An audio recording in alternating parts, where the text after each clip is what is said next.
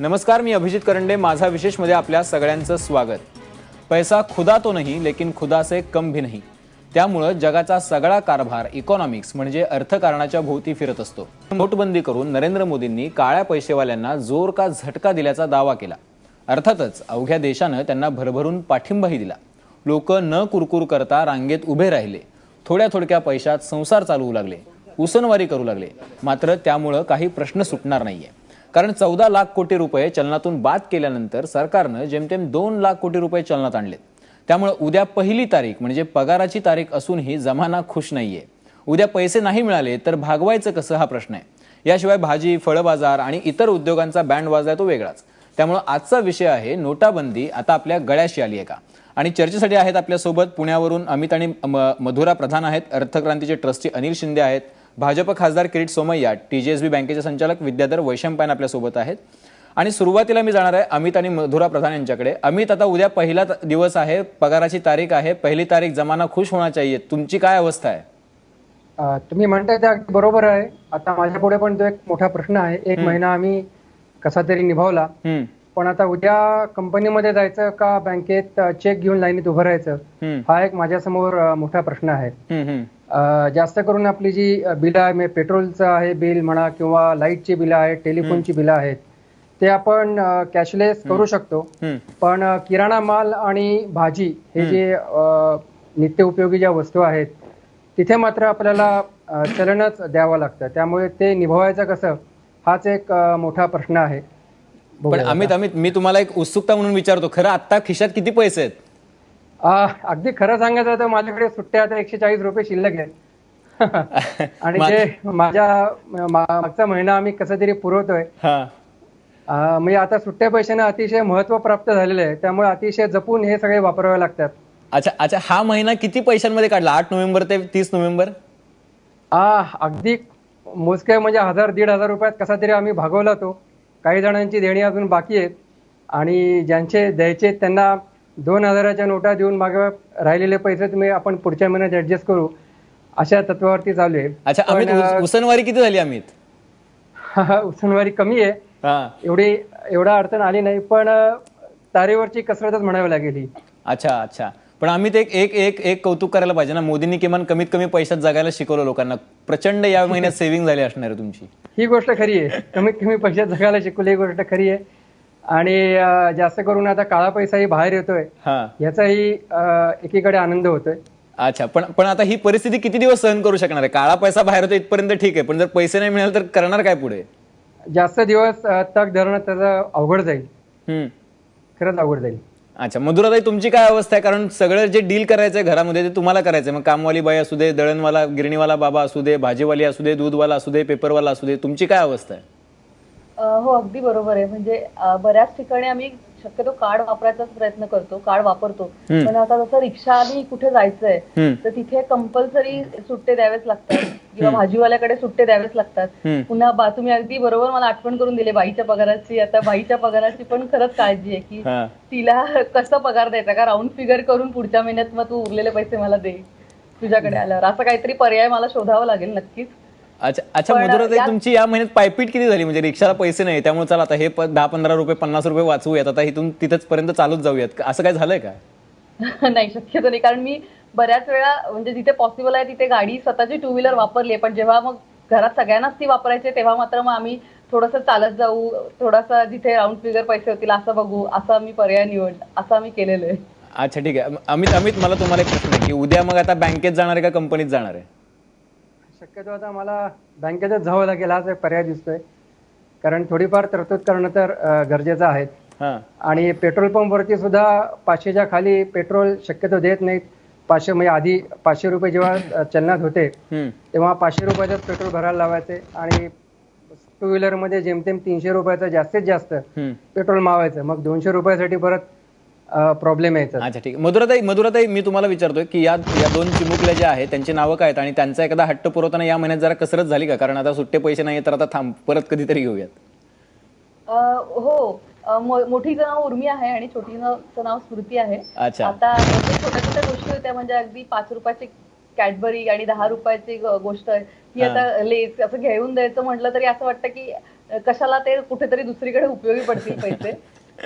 पण त्या खूप समजूतदार आहेत आणि त्यांनाही या गोष्टीमुळे चलन हे काय आहे लक्षात आलंय. त्याने स्वतःहून मला विचारपूस करतात की आम्हाला बघायचं आहेत नवीन नोटा काय आहेत, जुन्या नोटा कशा होत्या. अच्छा, तो एक नवीन म्हणजे त्यांच्या दृष्टीने ते एक अभ्यासाच गोष्ट झाली आणि कुतूहलाची सुद्धा.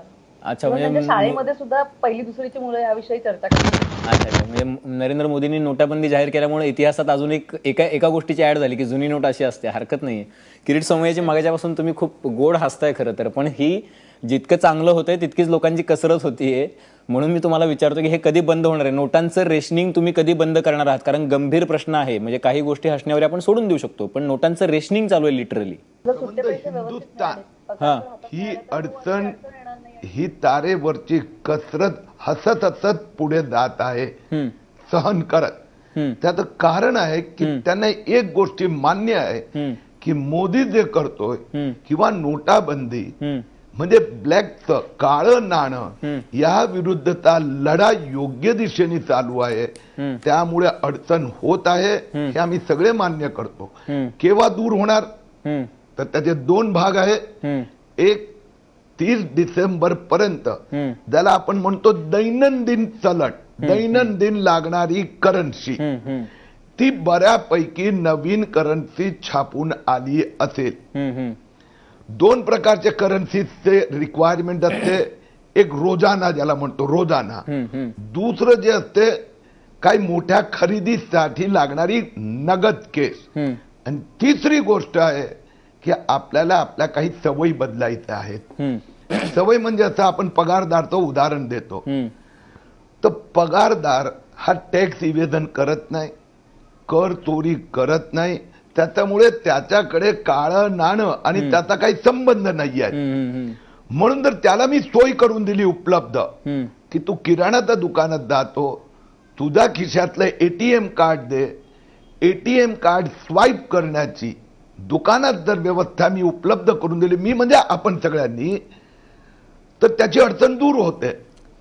म्हणून एका बाजूला आपण कॅश पुरवठा वाढवतोय, कॅशलेस इकॉनॉमी बद्दल तुम्ही बोलताय, ती गोष्ट मान्य आहे की अनेकांनी तो पर्याय सुरू पण केलेला आहे. कोणी पेटीएम करतंय, कोणी कुठल्या अजून दुसऱ्या कार्ड स्वाईप करायचा पर्याय उपलब्ध करते. पण मान्य आहे 14 लाख कोटीच्या नोटा बाद झाल्या, त्याच्या अगेन्स्ट फक्त 2 लाख, जेमतेम 2 लाख कोटीच्या नोटा आता बाजारामध्ये आहेत. आता अमित जर उद्या बँकेत गेले आणि कंपनीत नाही गेले तर नरेंद्र मोदी त्यांची हजेरी लावणार आहेत का? मला असं वाटतं की थोडं ओव्हर सिम्प्लिफिकेशन आहे. कोणी बँकेच्या लाईनीत कंपनीत दांडी मारून जात नाही, जाणार नाही. तुम्ही सेल्फचा चेक देऊ शकतात, बेरर चेक इश्यू करू शकतात, घरातला कोणीही माणूस जाऊन तो विड्रॉ करू शकतो, त्याच्याबद्दल काही अडचण नाही आहे.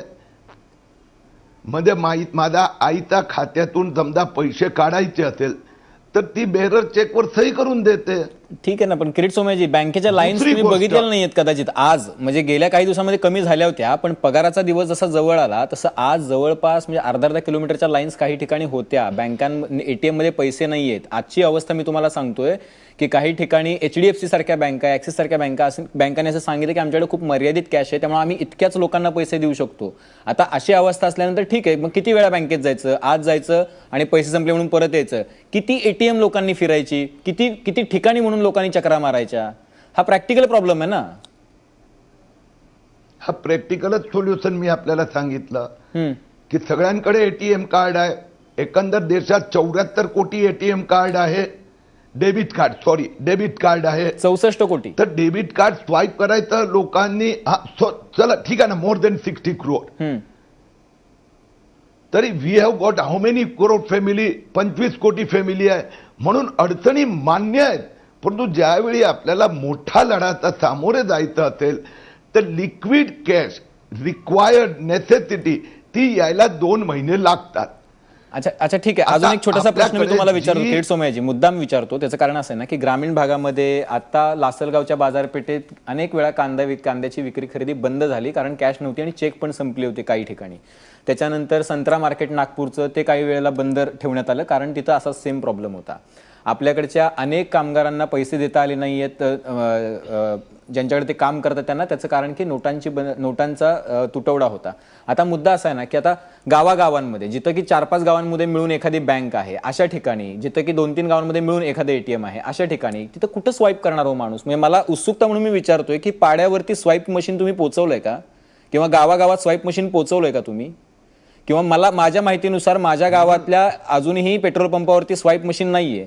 मग तुम्ही हे सगळं पोहोचवलंय का, किंवा तुम्ही त्यांना सांगितलंय का की हे आता कॅश नोटाबंदी झालेली आता तुम्ही मशीन्स विकत आणा? शहरामध्ये ठीक आहे, ग्रामीण भागाचा विचार तुम्ही याच्यामध्ये केलाय का?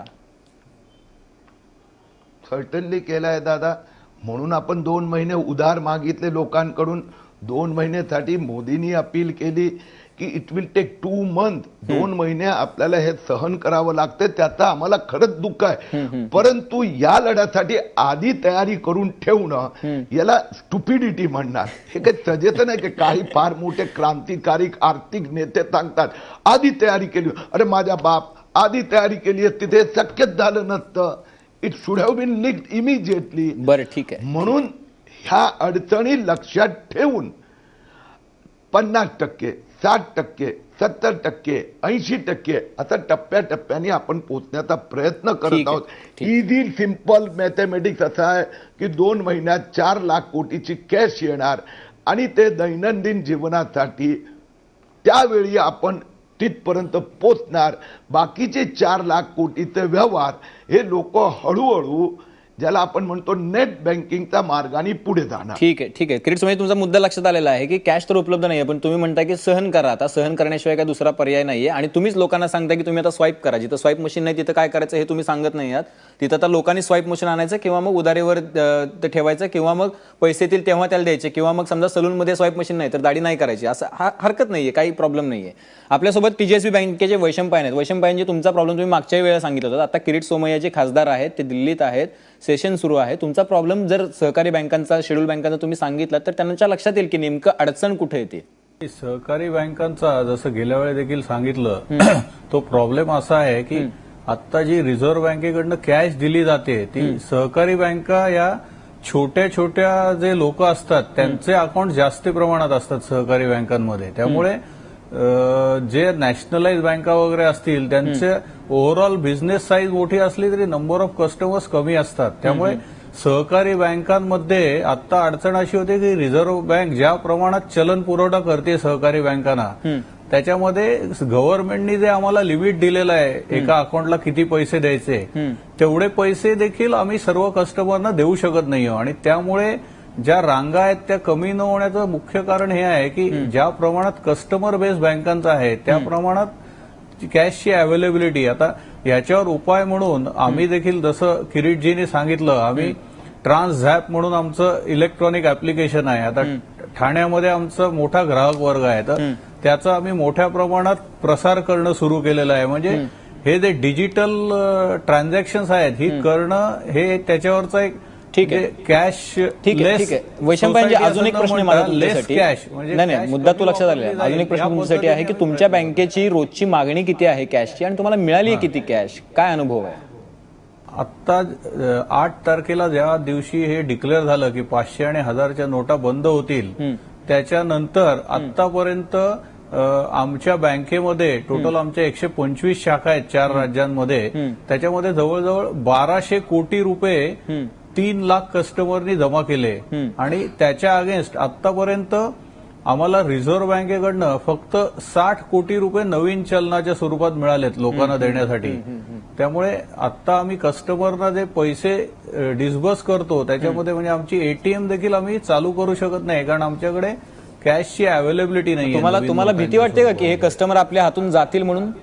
म्हणजे आता कस्टमर्सवर स्ट्रेन आहे, पण आमचे जे अधिकारी आहेत ते त्यांना एज्युकेट करतायत. जे मोठी कॅशची ज्यांची रिक्वायरमेंट असेल त्यांना कॅश न वापरता दुसऱ्या माध्यमातून कसे तुम्हाला व्यवहार करता येतील याच्याबद्दल गायडन्स देत आहेत. पण तरी आता ओव्हरऑल जी लोकांमध्ये स्ट्रेन आहे त्याच्यामुळे परिणाम बँकेच्या व्यवहारावर होत आहे आणि त्यातनं कस्टमर एज्युकेशन करून कसं त्याच्यावर हे करायचं तो आम्ही प्रयत्न करतोय. ठीक आहे. किरीट सोमय्याजी, आता मुद्दा असा आहे की तुम्ही बँकांमध्ये म्हणजे आता TGSBचं उदाहरण घेऊयात आपण. 1200 कोटी रुपये जमा झाले, अगेन्स्ट मिळाले 60 कोटी रुपये. आतापर्यंत सगळ्या देशभरातील बँकांमध्ये 8 लाख कोटी रुपये जमा झालेत, चलनात आले 2 लाख कोटी रुपये.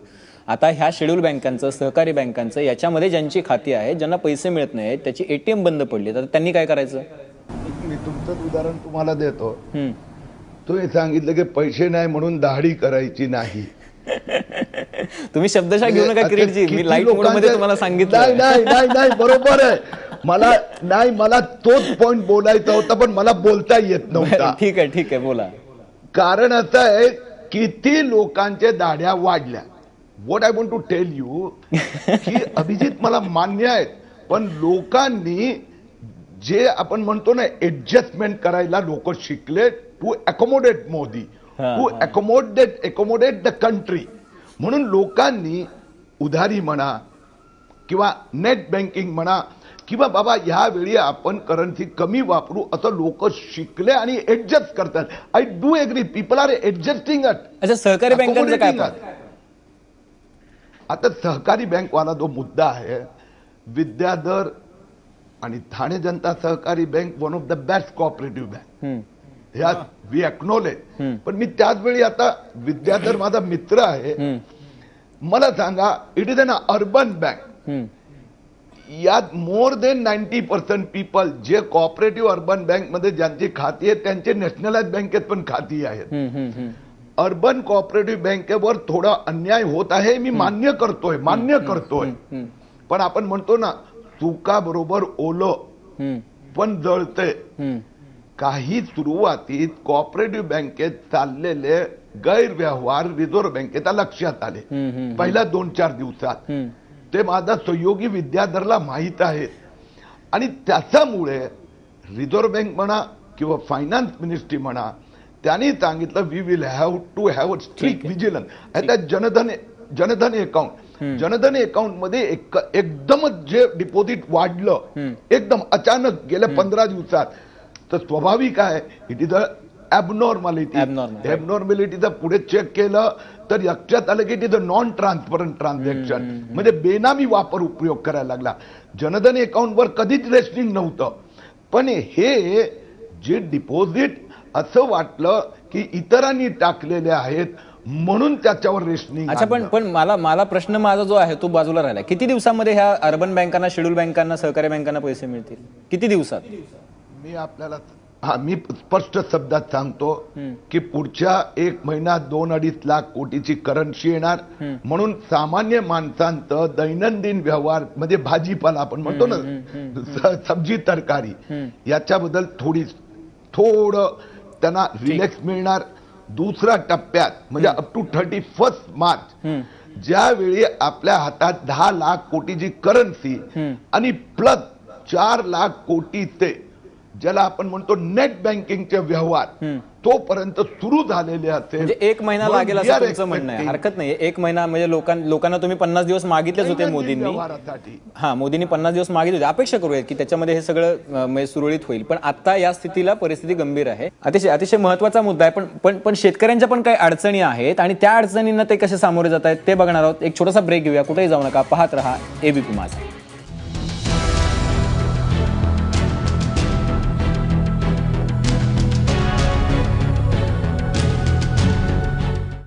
नोटाबंदी आता गळ्याशी आली आहे का लोकांची, या विषयावरती आपली चर्चा चालू आहे. आपल्यासोबत लबडे कुटुंब आहे जे नाशिकवरून थ्रू आहे, शेतकरी कुटुंब आहे, त्यांच्या पण अडचणी त्या पण जाणून घ्यायच्यात. पण बरेच वेळ झालं अनिल शिंदे ऐकतात हे सगळा कारभार जो आपण करतोय गेल्या काही वेळापासून. अनिल शिंदेची आत्ता काय पर्याय आहे का, तुम्हाला दिसतोय का? नाही, वर्किंग पर्याय तर वैशंपायन साहेबांनी सांगितलंच की बँकांमध्ये एक ग्रुप बँकिंग वगैरे असे काहीतरी सिस्टम्स आहेत डिजिटल बँकिंगच्या ह्याच्यात. आमच्या कंपनीमध्ये सुद्धा आम्ही ज्यावेळेस पगार देतो आम्ही बँकेत फक्त ती लिस्ट पाठवतो विथ डिटेल्स आणि 1 स्ट्रोक ते पेमेंट होत राहतं. त्यामुळं अशा आता internal arrangements organised and unorganised सेक्टर्सनी करायला सुरुवात केलेली आहे आणि त्याचा उपयोगच होणार आहे आणि ते करावंही लागणार आहे. ते सॉल्युशन्स आहेतच ना. म्हणजे फक्त सरकार आता की तुम्ही जरा कॅशलेस व्हा, तुम्ही सगळीकडे स्वाईप करा. आता ग्रामीण भागात पाड्यावर नाही खेड्यावर कुठं स्वाईप करायला आता पाहिजे? किंवा कुठं Paytm वापरायचं? पर्यायच नाही ना. कॅशलेस म्हणजे जर नोटाच बंद करून टाकल्या आणि विड्रॉल्स कमी करून टाकले आणि मोदी साहेबांचा उद्देशच हा होता की लोक कॅशलेस बनावेत. कॅशलेस बनावेत, पण त्यासाठी स्वाईप नको का? म्हणजे कॅशलेस म्हणजे तुमच्या खिशात फक्त पैसा नाही, प्लास्टिक मध्ये पण नाही, पैसेच नाही, तुम्ही कॅशलेसच करून टाकलं लोकांना. असं हे तुमचं म्हणणं बरोबर आहे, पण आज जर मुंबईच्या मार्केटमध्ये तुम्ही गेलात तर तुम्हाला पानवाला, तुम्हाला मासे विकणारी बाई, भाजी विकणारी बाई, आयदर त्यांनी स्वाईप कार्ड मशीन घेतलेले आहेत किंवा पेटीएमनी व्यवहार करायला लागलेले आहेत. आता जसं मुंबईत झालं तसं बऱ्याच ग्रामीण भागात पण होतंय. म्हणजे होतंय असं तुमचं म्हणणं आहे, आणि त्याच्यामुळे काही फार मोठा क्रंच होणार नाही. नाही कारण आता जे म्हणजे लासलगावच्या बाजारात जे बाजार बंद होता, संत्रा मार्केट जे बंद पडतं, ते शेतकऱ्यांचे प्रॉब्लेम. नाही तुम्ही जे म्हणतात ते फार खरं पण आहे. जर करन्सीज कमी आहे तर त्यामुळं हे प्रॉब्लेम येण्याची शक्यता नाकारता येत. पण लबडे कुटुंबाला विचारूयात. खरं तर ते नाशिकचं शेतकरी कुटुंब आहे आपल्यासोबत. विठ्ठल काका, तुम्हाला आवाज येत असेल. प्रश्न असा आहे की तुम्हाला नोटाबंदीनंतर काय काय अडचणींना सामोरं जावं लागलं? सोमय्याजी आहेत आपले भाजपचे आपल्यासोबत, त्यांना तुम्ही सांगा, म्हणजे ते तुमचे प्रश्न सोडवतील. भारत सरकारनं, मोदी सरकारनं जे कृत्य केलं ते अगदी चांगल्या तऱ्हेचं केलेलं आहे. त्याच्याबद्दल आमचं दुमत नाही, पण आम्हाला वेळोवेळी मार्केटमध्ये जे खर्च करताना काही ज्या चीज वस्तू लागतात त्याच्या करताना आम्हाला मनस्ताप खूप मोठा होतोय. असं म्हणजे काय मनस्ताप होतोय विठ्ठल काका नेमका? मनस्ताप होतो म्हणजे तुम्ही 2000ची नोट बँकेमध्ये उपलब्ध केली. ती 2000ची नोट आम्हाला मिळाली बँकेतून. समजा आम्ही सर्वसाधारण शेतकरी आहोत. बर आणि समजा आमचा 2-5 हजारचा व्यवहार असेल तर त्याच्यामुळे आमचा आडून पडतो तो. आणि 2000 रुपये मोडत नसल्यामुळे किती दिवस आम्ही फिरायचे ते घेऊन सनी. अच्छा, तुमच्याकडे 2000ची नोट आहे का आता? हो, मोडली मग आम्ही. कशी 2000 रुपयाचं डिझेल टाकलं ट्रॅक्टरला, त्याच्यामुळे ती मोडली गेली. 4 दिवस खिशात घालून निंडत होतो. अच्छा, आपल्यासोबत ते दादा पण आहेत शेजारी. काय अडचणी येतात दादा तुम्हाला? अडचणी शेतकऱ्याला कुठल्या येत नाही सर. आता मार्केटमध्ये मार्केट बंद, भाजीपाला विक्री जात नाही. शेतकऱ्याने इकडे कसा तरी भाजीपाला पिकवायचा आणि तो मार्केटला न्यायचा, तो माती मोल भावाने तिथे फेकावा लागतो. किंवा रुपयाला मेथीची जोडी, 2 रुपयाला कोथिंबीरची जोडी, 8 आण्याला कोथिंबीरची जोडी. या परिस्थितीमुळे शेतकरी इतका मेटाकुटीला आलेला आहे. त्यात नोटबंदीचा परिणाम, इतके परिणाम का शेतकरी तो त्याच्या जीवाशी काढतोय, बाकीचं काही नाही. अच्छा, 8 तारखेपासून किती नुकसान झालं? नोटबंदी केली हे खूप चांगलं झालं, परंतु त्याला त्याच्या अडचणी ज्या सर्वसामान्य माणसाला ज्या झाल्या त्याला ते जीवन नकोसं झालं. इतक्यापर्यंत तो अगदी परेशान झालेला आहे. बरं दादा, मला सांगा की 8 तारखेपासून किती रुपयाचं नुकसान झालंय शेतमालाचं? अहो, ती नाही गणतीच नाही त्याची. 1000 500 भाज्या नेऊन मार्केटमध्ये फेकून दिलेल्या आहे मार्केट बंद असल्या कारणानं. आणि जर समजा बोललेत निलाव तर 200-100 रुपये 50 रुपये निलाव बोलत नाही. बरं लबडेताई, तुम्हाला कुठल्या अडचणींना सामोरं जावं लागलं? मलाही भरपूर अडचणींना सामोरे जावं लागलंय. जसं भाजी घ्यायला गेल्यानंतर 500-1000ची नोट तर चालतच नाही. आणि 2000ची नोट घेऊन गेल्यानंतर 100 रुपयाचं भाजीपाला घ्यायचं म्हटलं 2000ची नोट कोणी सुट्टी देत नाही. किंवा मुलांच्या शाळेमध्ये फी वगैरे भरायला, म्हणजे अशा छोट्या मोठ्या भरपूर अडचणींना सामोरे जावं लागले. अच्छा, आपल्या शेजारी, तुमच्या शेजारी जे दादा आहेत त्यांच्याशी मला जरा बोलायचं आहे. दादा, काय नेमकी अडचण आली? म्हणजे किती रुपयाचं नुकसान झालं गेल्या काही दिवसांमध्ये? 8 तारखेपासून ही जी अडचण आलेली आहे, आणि मजुरांना पैसे देणं असेल, फी भरणं असेल मुलांची, काही शेतीसाठी खरेदी करणं असेल, अवजार असतील, बियाणं, तर ते नीट झालं का या काळामध्ये 22 दिवसात? नाही सर, नीट नाही झालेलं आहे. मजुरांना जो पेमेंट द्यावा लागतो त्याच्यात ते 1000-500च्या नोटा तर पहिल्यांदा घेतच नाही. आणि 2000ची सुद्धा ते मजूर घ्यायला तयार नाही, कारण ते गरीब लोक आहेत. त्यांना रोजचे रोज समजा 50-100 रुपये लागतात. तर ते बँकेमध्ये, आता मी स्वतः 3 दिवसापासून महाराष्ट्र बँकेमध्ये चक्कर मारतोय. रोज गेल्यानंतर तिथं बँकेतच पैसे अवेलेबल नाही असे तिथले कस्टमर सांगतायत. तर आपलं सर साहेब लोक सांगताय. तर ते म्हणताय का बा आज या उद्या या. आज गेलो मी दुपारी 2 वाजता, तेव्हा बोलले ते उद्याकडे 1 वाजता या. पहिल्या दिवशी जेव्हा गेलो त्याच्यानंतर असा 4 दिवसापासून लगातार चाललेलं आहे. ही कुठली शाखा आहे दादा? ही कुठली शाखा आहे? जे आहे ते जमा करून घेतल्यानंतर पुढचा विषय नाही ना. महाराष्ट्र बँक आडगाव रांगेत तासन-तास उभा करून घेते, आणि त्याच्यानंतर जेव्हा तिथं आपण समोर काउंटरवर जाऊ किंवा आपल्या अगोदरही 4-2 लोक राहतात त्यांना ते सांगून देतात पैसा संपलाय म्हणून. आणि जो थोडाफार येतो तो त्या पुढच्या 4-5 लोकांना मिळतो, आणि पाठीमागचे जे लोक रोजच्या रोज परत जात आहे सर. आता आम्ही शेती काम सोडून नंतर तिथं जाऊन उभं राहिलं दिवसेंदिवस, तर इथं घरचं शेती काम कोण करणार आहे? अच्छा अच्छा, ठीक आहे. हे सगळं किरीट सोमय्याने ऐकलेलं आहे. किरीट सोमय्याची मुद्दा असा आहे की गणती नाहीये किती रुपयाचं नुकसान झालं शेतकऱ्याचं. भाजी नेलेली, भाजीपाला, फळं नेलेली, सगळं टाकून द्यावं लागलं. एकतर मातीमोल दरानं विकावं लागलं, नाही तर टाकून द्यावं लागलं. आणि ही अशी परिस्थिती की बँकांमध्ये पैसे नाहीयेत, पैसे मिळत नाहीयेत. आता किरीट सोमय्याजी ह्या शेतकऱ्यांना कसा दिलासा देणार आहात तुम्ही? 22 दिवस शेतकऱ्यांना नाही परवडणार हो. म्हणजे ठीक आहे की नोकरदार माणूस एखाद्या वेळेला सहन करू शकतो हे सगळं, उद्योग ज्याचा आहे तो सहन करू शकतो सगळं, शेतकरी कसा सहन करणार हे सगळं? मला मान्य आहे. काका, दादा, ताई, आपले अनुभव मी ऐकले आणि यातना जे मी सांगतोय ऍडजस्टमेंट, अकोमोडेशन, त्याचबरोबर एक गोष्ट आपण सगळ्यांनी लक्षात ठेवावी लागणार की 2 महिने त्रास होतोय, परंतु सवय बदलायची आहे. See the further generation of black money, म्हणजे नवं काळं नाणं हे पण थांबवायचं आहे मोदीला किंवा सरकारला.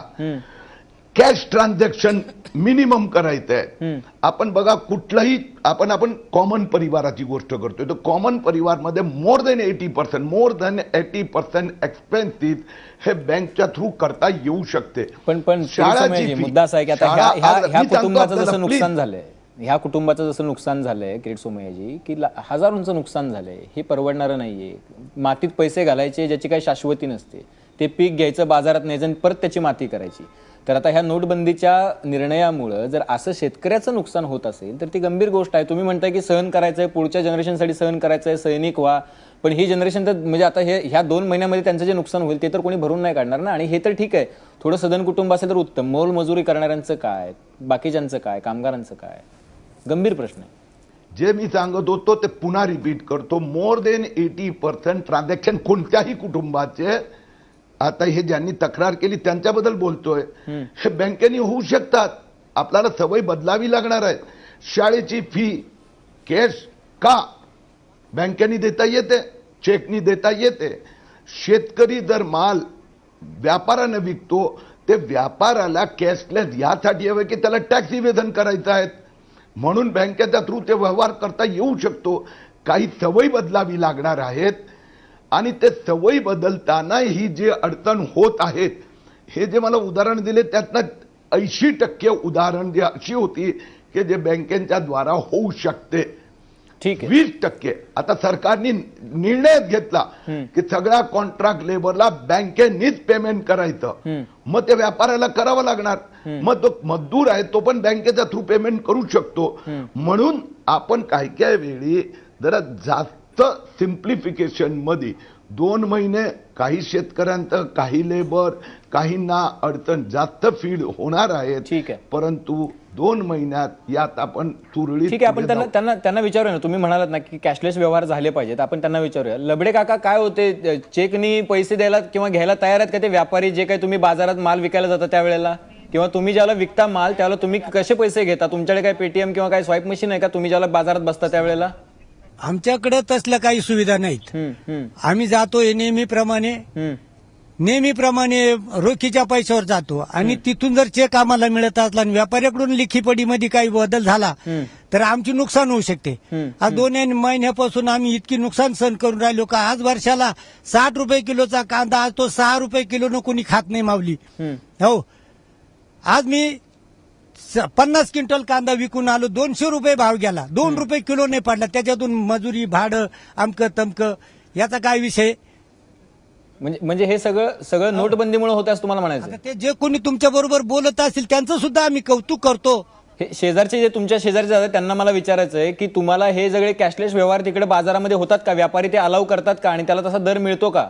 त्याला योग्य दर मिळतच नाही सर. हा, आणि व्यापाऱ्याने आता माझी कोथिंबीर विकून 5-6 दिवस झाले, अजून चेक मिळाले नाहीये. हा, आणि आज तर कोथिंबीरीची परिस्थिती फारच नाजूक आहे. 2 रुपये 1.5 रुपयाला एक गड्डी जाऊ राहिली, किलो, 1.5 किलो, 2 किलोची गड्डी जाऊ राहिली. काय करणार तो शेतकरी? बरोबर. आत्महत्या नाही करणार तर काय करणार? ठीक आहे. त्याच्या घरातलं तर पोट पाणी बंद राहू शकत नाही. ठीक आहे. त्याचा परिवार तर काय उपाशी राहू शकत नाही. त्यांना कपडा रोटी पाहिजेच आहे, शेतीत भांडवल पाहिजेच, 2 जनावरं असले तर त्यांना चारा पाणी पाहिजेच. कुठून उभा करणार तो? ठीक आहे. मग आता सरकार जे म्हणते की 1 महिना सहन करा, तर तुमची तयारी आहे का? झालेली आहे तर तो करणार काय शेतकरी? शेवट त्याला एकच पर्याय, आत्महत्या करणे. हा नाही, मोदी सरकारने आवाहन केलंय की अजून 1 महिना सहन करा, ही सगळी परिस्थिती पूर्ववत होईल. तर तुमची तयारी आहे का हे सगळं 1 महिना अजून सहन करण्याची? तयारी आहे. मोदी सरकारनं पुढच्या काळात तरी सुविधा शेतकऱ्यांना दिल्या पाहिजेत. बर ठीक आहे. अनिल शिंदेजी, काय आता शेवटचे 30 सेकंद आहेत, तुमच्याकडे खूप कमी वेळ आलो खरं तर. 2 गोष्टी बोलतो. एक तर किरीटजी, शेतकऱ्यांचा माल पेरिशेबल असतो, त्यातल्या त्यात भाजीपाला, दूध वगैरे. त्याच्याकरता जर काही सजेशन सरकारला देता आले तर ते तुम्ही पहा. परंतु शेतकरी दादा, मी तुम्हाला असं सांगू इच्छितो की तुमची क्रेडिट हिस्ट्री तयार होणार आहे. आजपर्यंत शेतकऱ्याला पैसे बँकेतनं कर्ज मिळणं वगैरेला फार त्रास होत होता. आता ज्यावेळेस तुमचं बँकिंग स्वतःचं व्हायला लागेल, एक मोठी क्रेडिट हिस्ट्री तयार होईल, तुम्हाला तुमच्या दमावरती पैसे मिळायला लागतील. तुम्हाला बाहेरच्या व्यापाऱ्यांकडनं किंवा अति जास्त दरानं पैसे घ्यावे लागणार नाहीत. त्यामुळं हे फार महत्वाचा निर्णय आहे. महत्वाचा निर्णय आहे. नक्कीच. किरीट सोमय्याजी, शेवटची 30 सेकंद आहेत. मुद्दाम तुमच्याकडे शेवटी पुन्हा एकदा येतोय की शेतकऱ्यांच्या अडचणी सोडवण्यासाठी, म्हणजे विशेषतः बाजारामधल्या ज्या अडचणी आहे की जे 4-4, 5-5 दिवस ते व्यापारी चेक देत नाही, म्हणजे तुम्ही आवाहन करताय ते पॉझिटिव्ह आहे, मान्य आहे. मात्र काही ठिकाणी शेतकऱ्याची अडवणूक होते, ती व्यापाऱ्यांकडून होते, आडत्यांकडून होते, ती कशी काय थांबवणार आपण? या दोन्ही गोष्टी मी लक्षात ठेवतो. एक, अडवणूक आणि त्या संबंधित मंत्रालयाशी बोलणार. दुसरी गोष्ट, जे शेतकऱ्यांचे मोठे महत्वाचे प्रश्न आहेत, ज्याच्या नोटबंदीशी संबंध नाही आहे, लॉंग टर्म इश्यूज आता लक्षात आलेत, त्याच्या संबंधी पण सरकारने एक चांगली पावलं उचलली पाहिजे. आणि तिसरं, जे आता माझ्या सहयोगींनी सांगितलं, आपल्याला शेतकऱ्यांना पण थोडं ट्रेन करावं लागणार, त्यात आम्ही पण ट्रेन करावं लागणार. तू बँकेतना व्यवहार सुरू कर, म्हणजे शेतकऱ्यांची क्रेडिट रँकिंग वाढणार आणि बँकेतून डायरेक्ट त्याला कर्ज मिळणार. आता जो प्रधानमंत्रींनी गरीब कल्याण योजना कोर्स सुरू केला आहे, त्यातला डायरेक्ट त्या शेतकऱ्यांना बँकेतून पैसा मिळू शकणार. म्हणून शेतकऱ्यांनी पण थोडी तसदी घ्यावी लागणार आणि बँकिंग वर जास्त भर द्यावा लागणार. ठीक आहे. आणि कॅश उपलब्ध होणार बँकांना? आता ज्या आडगावच्या शाखेत पैसेच नाहीये, ते 4 दिवस झाले फिरून आलेत, आडगावच्या शाखेत पैसे नाहीयेत, इकडे TJSB मध्ये पैसे नाहीयेत, त्यांचं काय करणार मग? कोऑपरेटिव्ह बँकांच्या संबंधी मी सांगितलं, भले वाईट वाटलं तरी पुन्हा एकदा रिपीट करतो. सुरुवातीचे गैरव्यवहार आणि ऐकल्यानंतर रिझर्व्ह बँकेचा निर्णय आहे की अजून 1 महिना ते झुकतं माप मोठ्या बँकांना देणार आहेत. जानेवारीत आणखीन कॅश उपलब्ध झाल्यानंतर यांना एडिशनल लिक्विडिटी मिळेल. नक्कीच. 2 महिन्यात सगळ्या ठिकाणी लिक्विडिटी उपलब्ध होईल. नक्कीच. अतिशय महत्वाचा मुद्दा आहे की नोटबंदी गळ्याशी आली आहे का, आणि वेगवेगळ्या स्तरातली लोक होती. म्हणजे आजची चर्चा ही खरी लोकांची चर्चा होती, त्यात लोकांचा सहभाग होता. त्यांच्या अडीअडचणी या सरकारचे प्रतिनिधी म्हणून किरीट सोमय्यांनी ऐकलेले आहेत, आणि अपेक्षा करूयात की या सगळ्या अडचणी लवकरात लवकर दूर होतील. कारण आता लोकांना रांगेमध्ये उभं राहायचा कंटाळा आलाय. आधी लोक थकली कौतुक करून, आता रांगेत उभं राहून थकलेली आहेत. याची जाणीव किरीट सोमय्या आणि सरकारला होईल, आणि त्याच्यावरती नीट पावलं उचलली जातील अशी अपेक्षा करूयात. आणि या चर्चेमध्ये येतच थांबूयात. आपल्या सगळ्या मान्यवरांनी वेळ दिला त्याबद्दल धन्यवाद. तुम्ही पाहत राहा ABP माझा.